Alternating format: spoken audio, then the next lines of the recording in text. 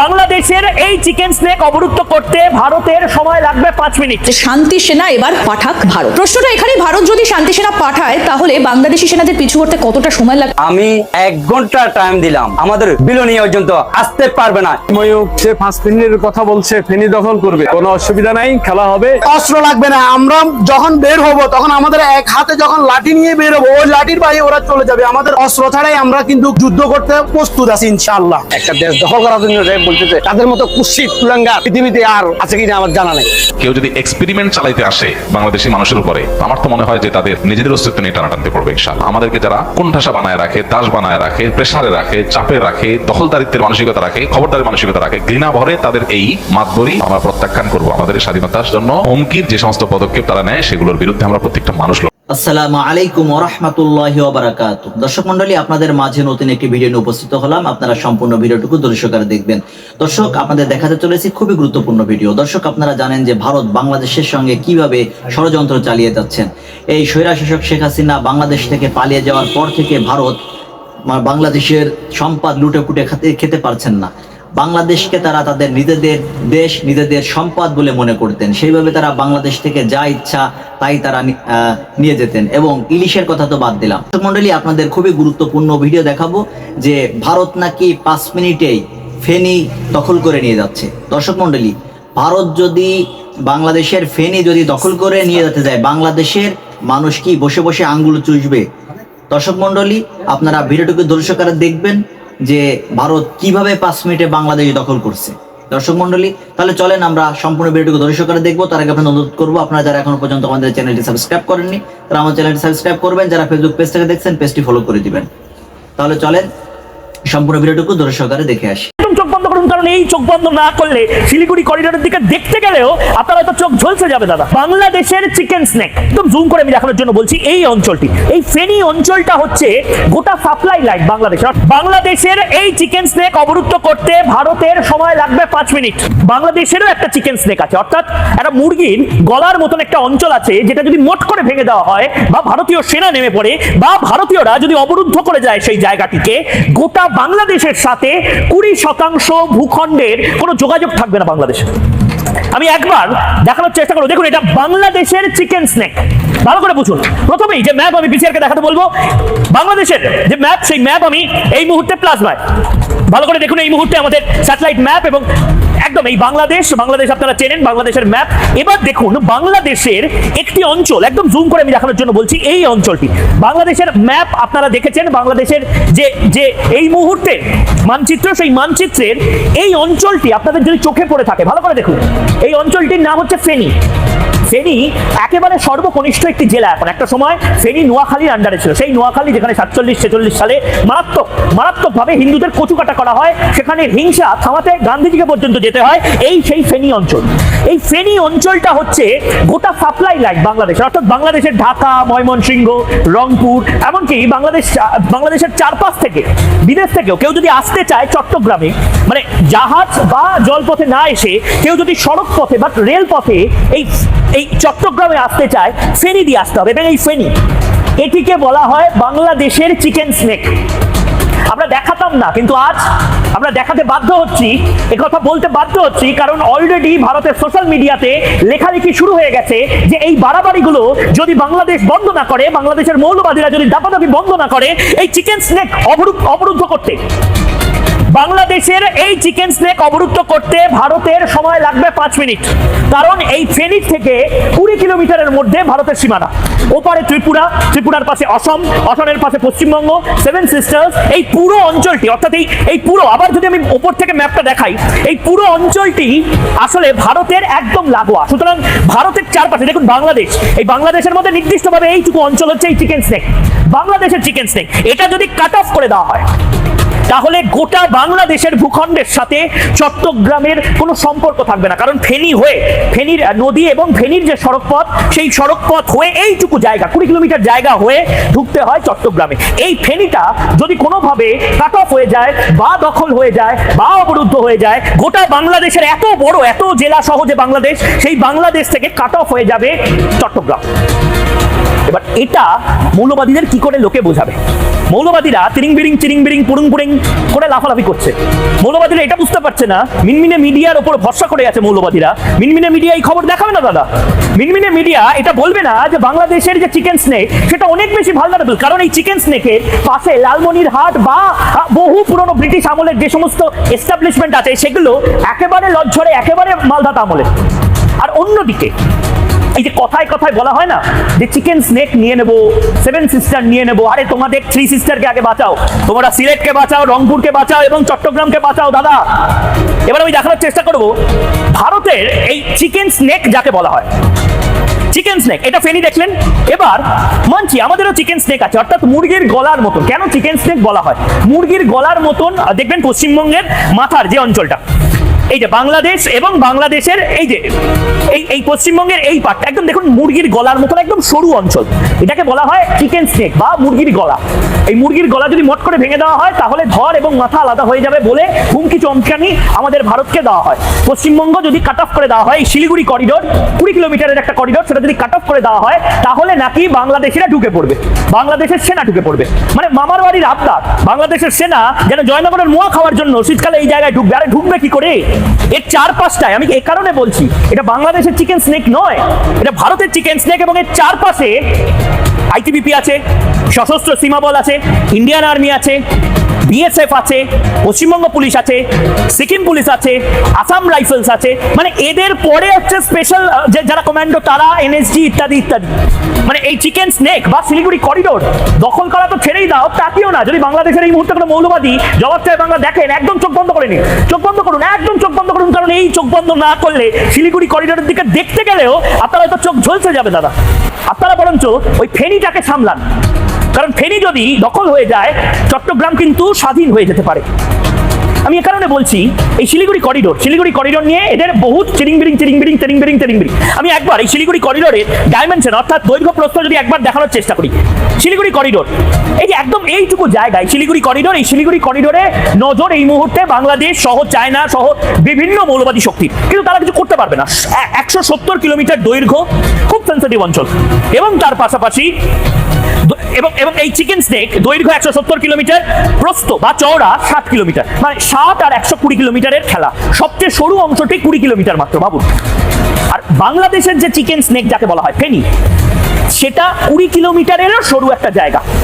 সেখান দিয়ে গাড়ি যাচ্ছে, ট্রাক যাচ্ছে, পুরো বাংলাদেশের যে লোড সেই লোড যাচ্ছে চট্টগ্রামে। সেই ফেনী যদি অবরুদ্ধ হয়ে যায়, জলের তলায় চলে যায় বা কোনো একটা কারণে হঠাৎ করে ভ্যানিশ হয়ে যায়, তাহলে গোটা বাংলাদেশ কাট অফ হয়ে যাবে চট্টগ্রামের থেকে। এই যে বলা হচ্ছে না চট্টগ্রাম আলাদা হবে না, চট্টগ্রাম আলাদা হতে পারে না। ভারত চট্টগ্রাম নিতে চায় না, ভারত কোনো অংশই নিতে চায় না বাংলাদেশের। কিন্তু মজার কথা হচ্ছে চট্টগ্রাম নিয়ে ঠক ঠক ঠক ঠক করে কাঁপছে বাংলাদেশের সেনাকর্তারা, প্রাক্তন সেনাকর্তারা ইত্যাদি ইত্যাদি বিভিন্ন যারা বিশেষজ্ঞ। বাংলাদেশের মিনমিনে মিডিয়াতে তারা বসে এমন কিছু কথা বলছেন, আমাকে নিয়ে কথা বলছেন, আমার শোকে নিয়ে কথা বলছেন, চট্টগ্রাম নিয়ে কথা বলছেন, এমন কিছু কথা বলছেন দেখে মনে হচ্ছে ভারত বোধহয় পুরো বাংলাদেশকে নিয়ে নিল। না, ভারত শান্তি চায়, ভারত চায় বাংলাদেশ শুধরে যাক। কিন্তু এই মুহূর্তে যে জিনিসগুলো দেখাবো সেই জিনিসগুলো দেখানোর আগে একটা কথা শুধু আপনাদেরকে জানিয়ে রাখি। আজ এমন একটি দিন, সে দিনটি আমার সকাল থেকে মনে হচ্ছিল আজ মানে এই 16 দিন ব্যাপী যে যুদ্ধ, তারপরে মুক্তি দিবস, তার আজকে 4 নম্বর দিন। এবং এই দিনেই একের পর এক যে জাহাজ, পাকিস্তানি জাহাজ, সেগুলো ভেঙে সেগুলোকে ডুবিয়ে ভারত নিজের আধিপত্য বিস্তার করছিল এবং মুক্তিযোদ্ধা যারা আছে তাদেরকে বলছিল তোমরা লড়ো, তোমরাই জিতবে, তোমাদের দেশ স্বাধীন হবে। কিসের জন্য? সেদিন ভারত দুটো কাজ করতে পারতো, আজ ভারতীয়রা মনে করছে 71-এর ভুল 2024 বা 25-এ কি শুধরে নেওয়া হবে। 71-এ দুটো ভুল কি করা হয়েছিল? সেদিন চট্টগ্রাম এবং রংপুর এই দুটি অঞ্চল ভারতে যদি নিয়ে নেওয়া হতো, এবং অনুরোধ করেই শেখ মুজিবুর রহমান বা মুক্তিযোদ্ধাদের যে এত বড় লড়াই আমরা তোমাদের সাহায্য করেছি, তোমরা দুটো ক্ষুদ্র ক্ষুদ্র অঞ্চল আমাদের দাও, জেলাও নয়, জেলার থেকেও ছোট্ট অঞ্চল, একটা হচ্ছে চট্টগ্রাম এবং একটা রংপুর।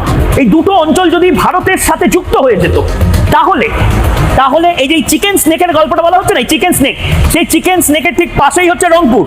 আর অন্যদিকে চট্টগ্রাম এই 7 সিস্টার, যেটাকে ল্যান্ডলক 7 সিস্টার্স বলে, এখানে কোনো সমুদ্র পথ নেই। 7 সিস্টারের যে রাজ্যগুলো রয়েছে তাতে কোনো সমুদ্র নেই। সমুদ্র যেখান থেকে শুরু হয় সেটা হচ্ছে চট্টগ্রাম, সেই চট্টগ্রামটা আমাদের নেই। এই দুটো অঞ্চল, একটা সমুদ্র বিচ, সমুদ্রের পার, আরেকটা পাহাড়ি অঞ্চল, এই দুটো জিনিস কি না নিয়ে ভারত খুব ভুল করেছে। যে শান্তি সেনা এবার পাঠাক ভারত।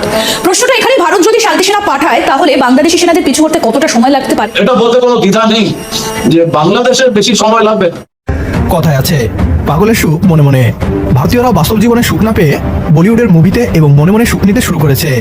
এতদিন বাংলাদেশে র দিয়ে খেলে ব্যর্থ হওয়া ভারত এবার সরাসরি খেলতে চায়। রাশিয়া যেভাবে ইউক্রেনকে দখল করছে একইভাবে ভারত বাংলাদেশকে দখল করে ফেলবে, এমনটাই ভাবছে পশ্চিমবাংলার মিডিয়া। তাদের দাবি রাশিয়া এখন ইউক্রেনকে দখল করতে না পারলেও বাংলাদেশকে 24 ঘন্টায় দখল করে নিবে ভারত। বাংলাদেশ সেনাবাহিনী নাকি ভারতীয় সেনাবাহিনীর সামনে খুব একটা সময় টিকতে পারবে না। ইসকন দিয়ে ষড়যন্ত্র করে ব্যর্থ হওয়া ভারত এখন সরাসরি বাংলাদেশকে আক্রমণ করে দখল করতে চায়। পশ্চিমবাংলার মিডিয়া বাংলাদেশ দখলের সেই দিবাস্বপ্ন দেখছে। ভারতের বাংলাদেশ দখলের দিবাস্বপ্নকে দুঃস্বপ্নে পরিণত করার ময়দান ইতিমধ্যেই তৈরি করে রেখেছে বাংলাদেশ সেনাবাহিনী।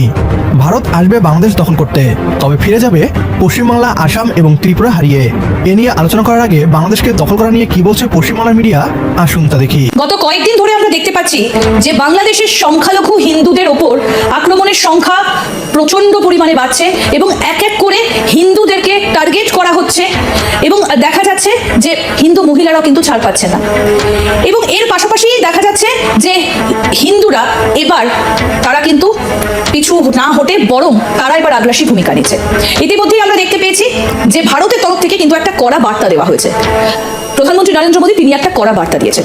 এবার একটা দাবি উঠছে, বলা হচ্ছে যে শান্তি সেনা এবার পাঠাক ভারত। কারণ এই মুহূর্তে দাঁড়িয়ে বাংলাদেশের যা পরিস্থিতি, তাতে করে এই দেশটাকে শান্ত করতে যথাসম্ভব ব্যবস্থা নেওয়া হোক, এই দাবি গোটা বিশ্বের তরফ থেকে আসছে। কারণ যেভাবে হিন্দুদের বেছে বেছে তাদের উপর অত্যাচার করা হচ্ছে। প্রশ্নটা এখানে, ভারত যদি শান্তি সেনা পাঠায় তাহলে বাংলাদেশি সেনাদের পিছু করতে কতটা সময় লাগতে পারে বলে আপনি মনে করেন? ভারত এবং বাংলাদেশ বা বাংলাদেশ এবং ভারতের মধ্যে একটা সংঘর্ষের পরিস্থিতি তৈরি হলো, যেটা কনভেনশনাল যুদ্ধের একটা প্রথামাফিক যুদ্ধের রূপ নেয়। সেখানে কিন্তু এটা বলতে কোনো দ্বিধা নেই যে বাংলাদেশের বেশি সময় লাগবে। কিভাবে রাশিয়া এবং ইউক্রেন, প্রথম দিকে মনে করা হয়েছিল যে ইউক্রেন হয়তো খুব বেশি দিন যুদ্ধটা চালাতে পারবে না, কিন্তু দেখা যাচ্ছে যে ইউক্রেন কিন্তু এখনো পর্যন্ত প্রতিহত করে যাচ্ছে এবং যুদ্ধটা চালাচ্ছে। তার কারণ যে প্রচন্ড মদত রয়েছে অনেকগুলো দেশের ইউক্রেনের পেছনে, যেটা কূটনৈতিক বিশেষজ্ঞরা বলে থাকে। বাংলাদেশের পক্ষে এরকম একটা গ্রুপের সহায়তা পাওয়া অসম্ভব, কারণ সেরকম কোনো গ্রুপের অস্তিত্ব নেই এবং আমার মনে হয় না যে ন্যাটো এত বড় ভুল করবে। ন্যাটো এটা করবে না, কারণ নর্থ আটলান্টিক ট্রিটি এবং বাংলাদেশের সঙ্গে আটলান্টিক কোনো সম্পর্ক নেই, আটলান্টিক ওশান। সো বাংলাদেশ অন্য রাষ্ট্র থেকে সরাসরি সাহায্য পাবে না, হতে পারে চীন সাহায্য করতে পারে। এক্স্যাক্টলি, আমি এই খাতটা একটু জানতে চাইবো, কারণ একটা জাহাজ যেটা করাচি থেকে এসেছিল চট্টগ্রাম বন্দরে, সেটা মনে করা হচ্ছে যে সেটা চীন পাঠিয়েছে। বর্তমান বাংলাদেশকে ভারত 1971 সালের বাংলাদেশ ভাবলে ভুল করবে। বাংলাদেশকে দখলের ভারতের দিবাস্বপ্ন কখনোই পূরণ হবে না। যুদ্ধ ছাড়াই বাংলাদেশ চাইলে ভারতকে পায়ের নিচে নামিয়ে আনতে পারে। ডক্টর মোহাম্মদ ইউনূস যদি এই মুহূর্তে ঘোষণা করেন রংপুরের শিলিগুড়ি করিডোরের কাছে চীনকে সামরিক ঘাঁটি তৈরি করতে দেওয়া হবে, তাহলেই খেল খতম। বাংলাদেশকে দখল করতে হবে না ভারতের। তখন নিজেদের অখণ্ডতা রক্ষা করতেই হিমশিম খাবে তারা। বাংলাদেশ ও চীন মিলে শিলিগুড়ি করিডোরকে বিচ্ছিন্ন করে দিলে ত্রিপুরা ও আসাম বাংলাদেশের মানচিত্রে অটোমেটিক চলে আসবে। অন্যদিকে চীন অরুণাচল প্রদেশকে নিজেদের মানচিত্রে নিয়ে চলে যাবে। বাংলাদেশ ইউক্রেন নয়, বাংলাদেশের জন্মই হয়েছে যুদ্ধের মাধ্যমে।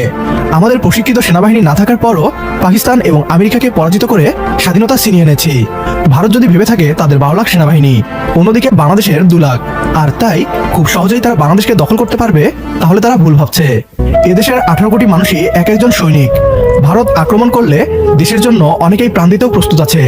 একমত হলে কমেন্ট বক্সে ইয়েস লিখে জানিয়ে দিন আমাদের। আমি 1 ঘন্টা টাইম দিলাম, আমাদের বিলনি পর্যন্ত আসতে পারবে না। ময়ূক যে 5 মিনিটের কথা বলছে ফেনী দখল করবে, কোনো অসুবিধা নাই, খেলা হবে। অস্ত্র লাগবে না, আমরা যখন বের হবো তখন আমাদের এক হাতে যখন লাঠি নিয়ে বের হবো, ওই লাঠির বাইরে ওরা চলে যাবে। আমাদের অস্ত্র ছাড়াই আমরা কিন্তু যুদ্ধ করতে প্রস্তুত আছি ইনশাআল্লাহ। একটা দেশ দখল করার জন্য যে বলতেছে, তাদের মতো কুৎসিত কুলাঙ্গার পৃথিবীতে আর আছে কিনা আমার জানা নেই। ইসকন নেতা চিন্ময় কৃষ্ণ ইস্যুতে ভারত বাংলাদেশ দুদেশের সীমান্তে যখন উত্তাপ ছড়াচ্ছে, তখন সেই আগুনে যেন ঘি ঢাললেন ভারতের গণমাধ্যম কর্মী ময়ূক রঞ্জন ঘোষ। গতকাল তিনি তার একটি সংবাদে বলেছেন, ফেনী দখল করতে তাদের লাগবে মাত্র 5 মিনিট। এ নিয়ে কি বলছে ফেনীবাসী, চলুন একটু দেখে আসি। ময়ূক যে 5 মিনিটের কথা বলছে ফেনী দখল করবে, 7 মিনিট 10 মিনিট 7 দিনের মধ্যে যদি 1 সুতা দখল করতে পারে, আমরা আপনার ফেনীবাসী সর্বসম্মতিক্রমে প্রস্তুত আছি। আসতে বলেন, খেলা হবে। ভারতের যে সাংবাদিক, সামান্যতম একটা ন্যূনতম একটা ব্যক্তি, সে কিভাবে বলতে পারে? নিশ্চয় তার মাথায় কোনো গন্ডগোল আছে। কেন আমরা মুসলিমরা হচ্ছে কি রাসূল সাল্লাল্লাহু আলাইহি ওয়াসাল্লামের আমলে 313 জন আর 3 লাখ কাফেরের সাথে কি বিজয় হয়েছেন। আমরা তো ওই মুসলমান যে মুসলমান কাফেরদেরকে খানিকের ভিতরে কি করতে পারি, আল্লাহ তাআলা দয়া মেহেরবানিতে ধূলিসাৎ করে দিতে পারি। শুধু ফেনী না, সারা বাংলাদেশের মানুষ 1971 সালে পাকিস্তানের বাহিনীদেরকে কঠিন আকারে পরাজিত করেছিল। ঠিক এবারে যদি ভারত বাংলাদেশের উপর কোনো আগ্রাসী ভূমিকা করতে চায়, তাহলে বাংলাদেশের মানুষ তাদেরকে প্রতিহত করবে। Direct action. বাংলাদেশ দখল করতে পারবে না, 1971 সালে পারে নাই, এখনো পারবে না ইনশাল্লাহ। মুসলমান, হিন্দু, বৌদ্ধ, খ্রিস্টান সবাই মিলে একসাথে খুব সুন্দরভাবে বসবাস করে। তো এটা ভারতের ভালো লাগতেছে না। তো ভারত আমাদের উপরে অযথা আগ্রাসন চালাইতেছে। ওরা যত শক্তিশালী হোক না কেন, কামান ভারত আর এটা সেটা নিয়ে ওই কি এক সাংবাদিক যে কথা বলছে 5 মিনিট 7 মিনিট আমাদের ফেনী দখল করে ফেলবে, এই ধরনের কথাবার্তার ভিতরে আমরা সারা বছর শুনিয়ে এসেছি। কোনোদিন এটা সম্ভব না। আল্লাহর রহমতে ওনার যে আশা, তো উনি যদি মনে চায় যে হ্যাঁ আমাদের সাথে এখানে আসবে, যুদ্ধ করবে, তো আমাদের বাংলাদেশি ভাইরা, ইমানি আকিদা ভাইরা, সারা জাতি এটা ফেনীবাসী সরকার প্রতিহত করবে ইনশাআল্লাহ। ইন্ডিয়ান সাংবাদিক বলেছে বাংলাদেশ দখল করবে, তারা তো মানুষে না। একটা দেশ কেন আরেকটা দেশে দখল করবে, কি স্বার্থতা? আর সে যদি আসতে চায় আসুক, আমাদের ফেনীবাসীকে দেখে যাক। ভারত আক্রমণ করলে আমরাও হাতুড়ি বাড়া নিয়ে আক্রমণ করবো, এদেরকে আমরা ছাড়বো। আমাদের 71 যুদ্ধের মতো আমরা আরেকটি যুদ্ধ ঘোষণা করতে চাই ভারতের বিরুদ্ধে। ইনশাল্লাহ আশা করি ভারত আমাদের এর ভিতরে আমাদের এটা উড়ে চলে যাবে। আমার যেটা ধারণা হচ্ছে, ও কোনো সাংবাদিক নয়, সাংবাদিক কখনো এই ধরনের আচরণ করে না। আমার মনে হচ্ছে যেন আমাদের টাং রোডে যে মলম বিক্রি করে দেয়, ওকে আমার কাছে মনে হচ্ছে যেন ও একজন মলম বিক্রেতা। বাংলাদেশ একটি আলাদা ভূখণ্ডের নাম। 1971 সালে দীর্ঘ 9 মাস যুদ্ধের মাধ্যমে এই দেশের মানুষ ঝাঁপিয়ে পড়ে তাদের কাছ থেকে স্বাধীনতা ছিনিয়ে এনেছে পাকিস্তানিদের কাছ থেকে। আজকে এই স্বাধীন সার্বভৌম দেশ বাংলাদেশ তার নিজের পরিচয় স্বপরিচয় বলিয়ান এবং স্বপরিচয় দণ্ডায়মান। এখন ময়ূকের বিষয়টা আসলে সে psychopath. Mentally personally I think that mentally he is disorder, completely disorder. ভারতের কেউ কোনো ফাঁকড়ে যদি কখনো ফেনী দখল করবে, এটা স্বাধীন বাংলাদেশ। আমাদের যে স্বাধীন দিকে কোনো রাষ্ট্র যদি ওড়ে তুই বলে, এটা কখনো পাইবো না। আমাদের যে বাংলাদেশের যে মানুষ আছে ওরা আসবে, আর আমরা কি আঙ্গুল চুষবো? আমাদের তো ওই ক্যাপাসিটি আছে, আমাদের কি নাই? বাংলাদেশে এমন কি না যে ওরা যে কি মনে করে আমাদেরকে? আমরা কি এইভাবেই বসে থাকবো? অস্ত্র লাগবে না। আমরা যখন বের হবো তখন আমাদের এক হাতে যখন লাঠি নিয়ে বের হবো, ওই লাঠির বাইরে ওরা চলে যাবে। আমাদের অস্ত্র ছাড়াই আমরা কিন্তু যুদ্ধ করতে প্রস্তুত আছি ইনশাআল্লাহ। ইন্ডিয়ার সাংবাদিক বলছে 5 মিনিটের মধ্যে আমাদের ফেনী দখল করবে। আমি 1 ঘন্টা টাইম দিলাম, যদি এরা আমাদের ফেনী যদি দখল করতে পারে, রক্তের বন্যা বসে যাবে ওই। কিন্তু তারা আমাদের বিলনী পর্যন্ত আসতে পারবে না। ভারত যদি কোনোভাবেই বাংলাদেশে আগ্রাসন চালায়, তবে বাংলাদেশিরাও ভারতকে ছাড় দিয়ে কথা বলবে না।